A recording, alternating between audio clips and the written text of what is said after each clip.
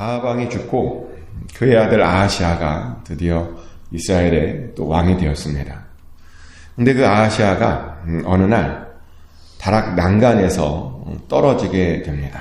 그래서 아주 큰 병에 들었고요. 그러다 보니 이제 신하들을 보내서 그 병이 나을 수 있는지 에그론의 신 바알세붑에게 물어보라고 신하들을 보내게 됩니다. 근데 바로 그렇게 보낸 것 때문에 하나님께서 화가 단단히 나셨습니다. 하나님께서 살아계신데 우상에게 그것을 물어보러 보낸다니요. 하나님께서 우상보다 더 못한 대접을 받으시다 보니 하나님께서 화가 단단히 나셨습니다. 그래서 하나님께서 이제 하나님의 사자들을 엘리야에게 보내시죠. 그리고 엘리야를 통해서 그 아하시아의 신하들에게 이렇게 선포하게 하셨습니다. 방금 읽었던 말씀 3절, 4절 제가 읽어드리겠습니다. 여호와의 사자가 디셉 사람 엘리야에게 이르되 너는 일어나 올라가서 사마리아 왕의 사자를 만나 그에게 이르기를 이스라엘에 하나님이 없어서 너희가 에그론의 신 바알세붑에게 물으러 가느냐? 그러므로 여호와의 말씀이 내가 올라간 침상에서 내려오지 못할지라 내가 반드시 죽으리라 하셨다 하라. 엘리야가 이에 가니라 라고 되어 있습니다. 에그론의 신 바알세붑에게 물어보라고 시킨 그 아하시아를 하나님께서 반드시 죽이시겠답니다. 그래서 그 아하시아의 신하들은 그 엘리야의 이야기를 듣고 바알세붑에게 가던 그 발걸음을 멈추고 다시 왕에게 돌아왔죠. 그리고 그 아하시아에게 그 엘리야의 말을 전해 주었습니다. 하나님이 아닌 바알세붑을 물어봐서 그가 반드시 죽을 거라고 그렇게 전해 주었습니다. 그러더니 정말 얼마 있다가 아하시아가 죽게 되죠. 엉뚱한 대사에게 물어봤다가 아무것도 하지 못하고 젊은 나이에 심지어 아들도 낳지 못하고 그가 죽었다라고 성경은 되어 있습니다. 어떤 분은 이 이야기를 듣고 아니 다른 신에게 물어본 것이 그렇게 빨리 죽게 될 그 정도로 심각한 죄냐라고 말하기도 합니다. 근데 아닙니다. 다른 신에게 물어봤다라고 하는 것은 죽어도 마땅한 죄입니다. 왜냐하면 그 행위는 하나님을 하나님으로 인정하지 않는 아주 심각한 반역죄이기 때문입니다. 그래서 우리 하나님께서 사실은요, 가장 싫어하는 죄가 하나님을 하나님으로 인정하지 않음, 하나님께 물어보지 않음, 바로 그런 죄이기 때문입니다. 사실 우리는 하나님께 항상 물어봐야 됩니다. 어제도 말씀드렸다시피 우리는 하나님께 물어보는 것이 습관이 되어야 합니다. 그래야 하나님의 뜻 안에서 살 수 있는 겁니다. 우리가 그래야 안전하게 살 수 있는 겁니다. 그래야 평안하게 살 수 있는 겁니다.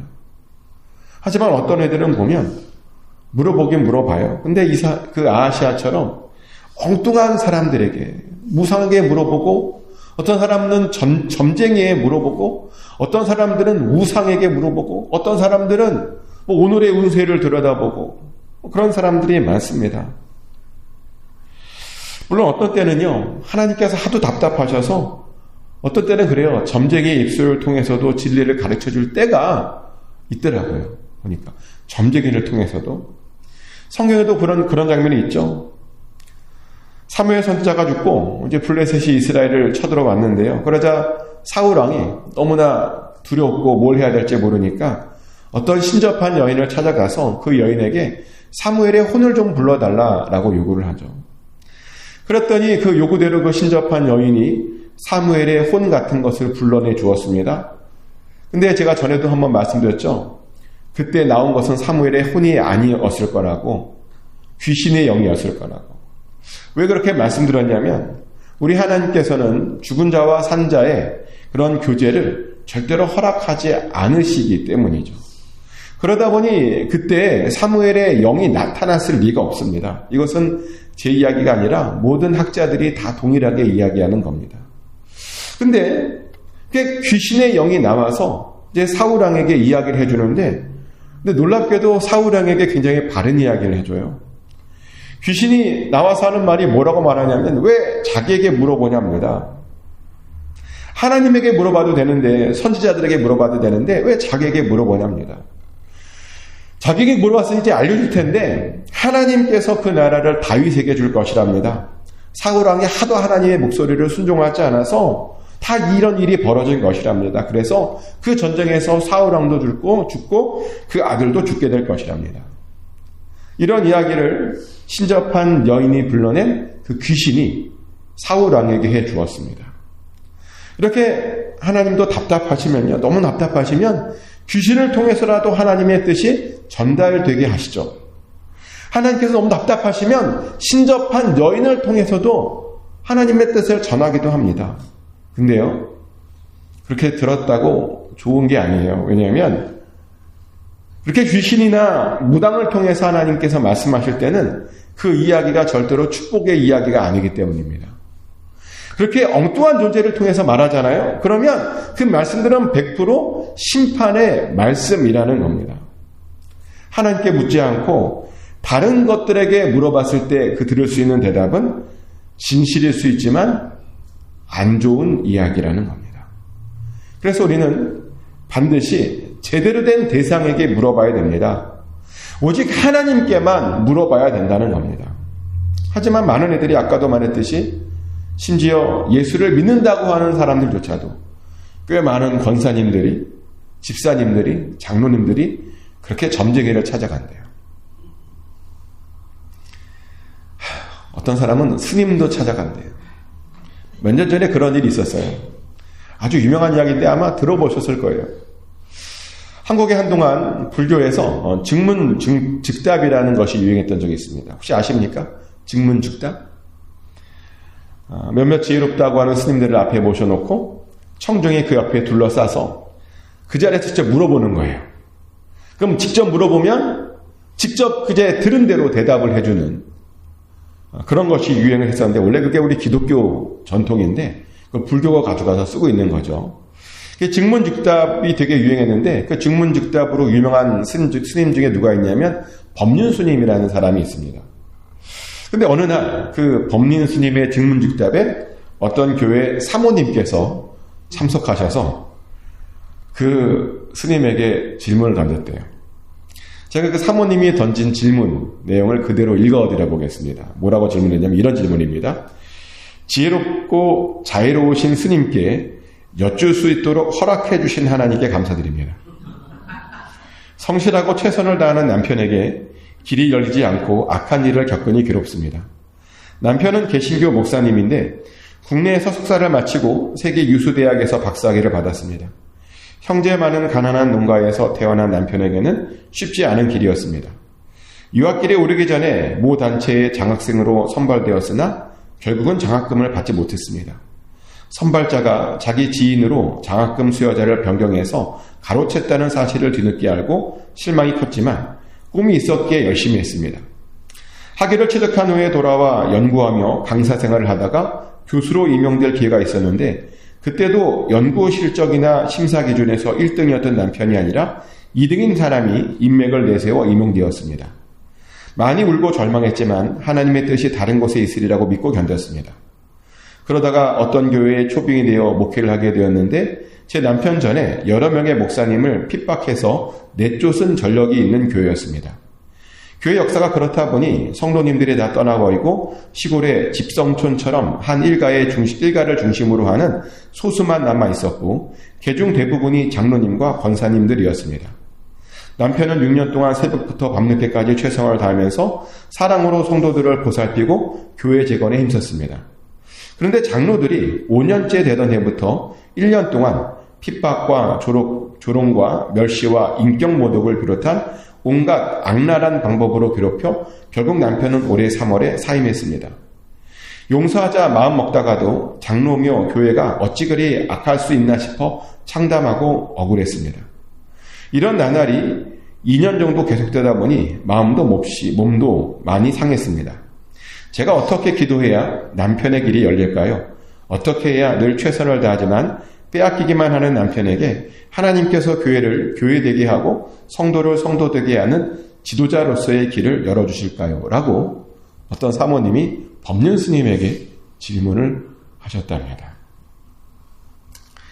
그래서요, 사실 한동안 기독교계가 좀 시끄러웠습니다. 왜냐하면 사모님이라고 하는 사람이 하나님에게가 아니라 또 어떤 목사님에게가 아니라 스님에게 목회자의 고충을 이야기하다 보니 마치 오늘 본문에서 딱 그런 얘기예요. 지금 아하시아가 하나님의 나라를 다스리고 있는 아하시아가 바알 제국에게 자신의 병환을 물어본 이런 것처럼 그런 일이 일어나다 보니 꽤 사회가 시끄러웠습니다. 그런데 놀라운 것은 그 질문에 하나님께서 역시 답답하셔서 그 스님의 입술을 또 사용해 주셨습니다. 그래서 그 스님이 이 사모님을 혼내요. 제가 그 스님의 말을 어떻게 혼냈는지 그대로 한번 읽어드리겠습니다. 지금부터는 법률 스님의 말입니다. 이건 어떤 인생의 길을 선택하느냐의 문제입니다. 그리스도의 길을 따를 것인지 세상의 길을 따를 것인지를 먼저 선택하셔야 해요. 관점이 이리 갔다 저리 갔다 하기 때문에 지금 혼란스럽지 않나 싶거든요. 그리스도의 길을 따른다는 관점에서 보면 지금 아무 문제가 없어요. 그런데 세상의 길을 따른다는 관점에서 보면 굉장한 고난을 겪고 있죠. 내가 어느 쪽을 선택하느냐라는 문제인데 질문자는 지금 세상의 길이라는 관점을 갖고 바라보고 있습니다. 그러니 세상 일이 뜻대로 안 되고 많은 어려움과 고통을 겪느라 원망도 생긴 겁니다. 그래서 교회를 다니기는 하지만 질문자의 신앙은 그저 어려울 때 하나님이 돌봐주시기를 바라는, 즉 나를 중심으로 놓고 하나님의 복을 비는 신앙의 틀을 못 벗어나고 있어요. 그런 관점에서 보면 하나님까지도 원망스럽습니다. 그런데 남편이 목사의 길을 갈 때는 세속의 이익이나 명예나 직위를 추구하는 길을 간 게 아니라 예수님을 따르는 길, 즉 고난의 길을 선택한 거예요. 그렇다면 지금 이 길은 축복받은 길이라고 볼 수 있습니다. 이 두 가지를 섞어서 생각하니까 혼란스러운 거예요. 예수님은 고난의 길을 가신 분이잖아요. 한 번도 사회 기득권층으로부터 예수님이 인정받거나 환영받은 적이 없고 마지막에는 혹세 무민했다는 모함을 받아 사형언도를 받고 십자가에 못 박혀 돌아가셨잖아요. 남편이 그리스도의 길을 간다면 이 모든 과정은 하나님의 미움도 아니고 불교로 말하면 전생의 죄도 아니고 또 사주팔자 탓도 아닙니다. 이 길을 선택하면 이렇게 가는 거예요. 이때 이런 고난을 딛고 가지 않고 대형교회 목사님처럼 환영받고 간다면 예수님께서 채찍으로 쫓아낸 유대의 랍비나 율법주의 학자들과 다를 바 없습니다. 제가 볼 때는 남편은 지극히 정상적인 길을 가고 있어요. 그러니 질문자가 내 남편이라는 생각에 너무 집착하지 말고 그리스도의 길을 가는 분으로 바라보도록 관점을 좀 바꿔야 이 문제가 해결됩니다. 관점을 바꿔버리면 아무것도 문제가 안 돼요. 라고 법률 스님이 대답하셨습니다. 너무나 바른 말을 해서 많은 사람이 놀랬대요. 그래서 어떻게 이렇게 스님의 입술에서 이렇게 바른 이야기가 나올 수 있었나? 많은 사람들이 궁금해했었는데요. 근데 알고 보니까 이 법률 스님이 어렸을 때 주일학교 출신이래요. 모르셨죠? 또 예전에 감옥에 있을 때 하도 심심해서 성경을 그렇게 많이 읽었대요. 이 법률 스님이. 그리고 감옥에서 성경 읽고 예수님을 존경하게 되었다라는 고백까지 하더라고요. 그래서인지 마침 성경에 대해서 조금 알고 있었던 거예요. 근데 그때 알고 있는 그 스님에게 사모님이 하나님께 묻지 않고 그 스님에 쫓아가서 물어보고 하나님께서 그 스님을 그렇게 사용하신 겁니다. 그리고 그렇게 제대로 혼내셨던 겁니다. 잘못 물어봤더니 복음을 전해야 할 대상에게 오히려 똑바로 살아야 된다라고 그렇게 혼이 나 버린 겁니다. 하나님의 뜻을 전혀 알지 못하고 있다고, 하나님의 길을 전혀 알지 못하고 있다고 그렇게 혼이 난 겁니다. 저는 상상하건대 이 이야기를 듣고 이 사모님과 이 목사님이 앞으로 계속 목회를 할 수 있을까? 라는 그런 질문을 좀 하게 되었습니다. 아니, 목회는커녕 앞으로 제대로 된 신앙생활조차 할 수 있을까라는 생각을 해보게 되었습니다. 그리고 과연 기도를 할 수 있을까? 아마 제가 생각하건대 잘 못할 거예요. 스님에게 당신들의 진로를 물어본 사람들이 어떻게 다른 사람들을 진리로 인도할 수 있겠습니까? 하나님께 기도함으로 해결받아야 될 그런 문제를 스님에게 물어봄으로 해결받으려고 했던 사람이 어떻게 그 다음부터 하나님께 그렇게 기도를 할 수 있느냐는 겁니다. 하나님이 아닌 다른 것에게 물어보면 하나님께서 반드시 그 대가를 치르게 하십니다. 그래서 우리는 어떤 일이 있어도 하나님 외에 다른 것에게는 물어봐서는 안 됩니다. 물어보는 건 좋은 거예요. 그런데 하나님이 아닌 다른 것에게는 물어보시면 안 됩니다. 그것은 하나님께서요, 제일 싫어하시는 겁니다. 그러니 꼭 하나님에게만 물어보셔야 합니다. 하나님께만 물어보시기 위해서 우리가 더욱 기도에 힘을 내야 하는 겁니다. 그런데 기도에 힘을 내지 않고 자꾸 엉뚱한 곳에 가서 엉뚱한 질문을 하게 되면 큰일 납니다. 사실 기도에 힘을 내지 않아서 엉뚱한 곳에 가는 거예요. 기도에 힘을 내지 않았기 때문에 엉뚱한 것에 그렇게 궁금한 것입니다. 물론 우리가 기도를 열심히 할지라도 하나님께서 바로 즉각적으로 응답해 주지 않을 때도 많아요. 그래서 답답할 수 있습니다. 그런데요, 하나님께서 왜 그렇게 응답하지 않고 바로 응답해 주지 않고 기다리게 하시는가? 아직 때가 안 된 거거든요. 그럴 때는 우리가 잠잠하게 기다리면 됩니다. 하나님께서 기도하는 사람들에게 종종 하시는 말씀 중에 이런 말씀이 있죠. 시편 46편 10절 말씀인데요. 이르시기를 너희는 가만히 있어 내가 하나님 됨을 알지어다. 내가 문 나라 중에서 높임을 받으리라. 내가 세계 중에서 높임을 받으리라 하시도다. 아멘. 기도하는 사람들에게 가장 중요한 자세가 뭐냐? 하나님께서 먼저 움직이실 때까지 가만히 있는 것, 잠잠히 있는 겁니다. 응답하지 않는다고 다른데 정신없이 물러가는 것이 아니라 잠잠히 있는 겁니다.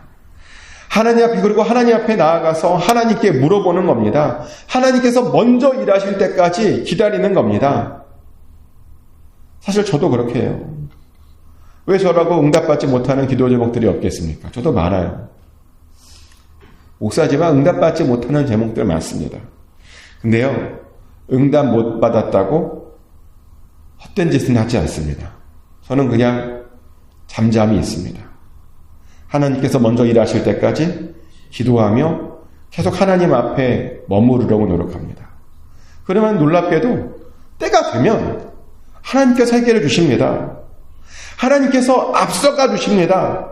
하나님께서 안 보였던 길을 열어주십니다. 길이 안 보이면 하늘 문이라도 열어주십니다. 그래서 그 일이 결국에는요, 영광이 되더라고요. 응답을 넘어서 그 일이 하나님께 큰 영광이 될 때가 많았다는 겁니다. 그러셔야 돼요. 기도하고 기다리시면 됩니다. 기도하고 있으면 해결됩니다. 축복하는 것은 엉뚱한 것에 묻지 않고 하나님께만 물어보시길 축복합니다. 그래서 기도하셔서 가장 좋은 것으로 응답받으시는 저와 여러분 되시기를 예수 그리스도 이름으로 축복합니다. 기도하겠습니다. 하나님, 오늘 아하시아가 하나님께 묻지 않고 엉뚱한 것에 묻다가 하나님의 심판을 받았습니다. 우리는 그렇지 않기를 원합니다. 우리가 기도함으로 항상 하나님께만 묻게 하여 주시옵소서. 그래서 하나님의 응답을 받게 하여 주시옵소서. 하나님의 때에 그것이 이루어짐으로 하나님께 크게 영광이 되는 것을 우리가 보고 믿게 하여 주시옵소서. 그때까지 잘 참기를 원합니다. 그때까지 잘 버틸 수 있기를 원합니다. 그때까지 잘 인내할 수 있기를 원합니다. 우리에게 인내할 수 있는 힘과 용기와 믿음을 허락하여 주시고 흔들리지 않고 아버지 잘 받음으로 하나님께 그 모든 것들이 영광이 되게 하여 주시고 우리의 삶에는 가장 좋은 것이 되게 하여 주시옵소서. 오늘도 하나님 우리의 삶 가운데 하나님의 응답이 있을 줄 믿습니다. 크고 작은 모든 일 가운데 아버지의 복되고 좋은 소식들이 여기저기서 들려질 줄 믿습니다. 승리의 소식들이 들려지게 하여 주시옵소서. 그렇게 우리의 삶 가운데 역사하여 주시옵소서. 하나님 감사드립니다. 살아계신 예수 그리스도 이름으로 간절히 기도드렸습니다. 아멘. 주기도문으로 하나님께 올려드립니다. 하늘에 계신 우리 아버지의 이름을 거룩하게 하시며 아버지의 나라가 오게 하시며 아버지의 뜻이 하늘에서와 같이 땅에서도 이루어지게 하소서. 오늘 우리에게 일용할 양식을 주시고 우리가 우리에게 잘못한 사람을 용서해 준 것 같이 우리 죄를 용서하여 주시고 우리를 시험에 빠지지 않게 하시고 악에서 구하소서. 나라와 권능과 영광이 영원히 아버지의 것입니다. 아멘.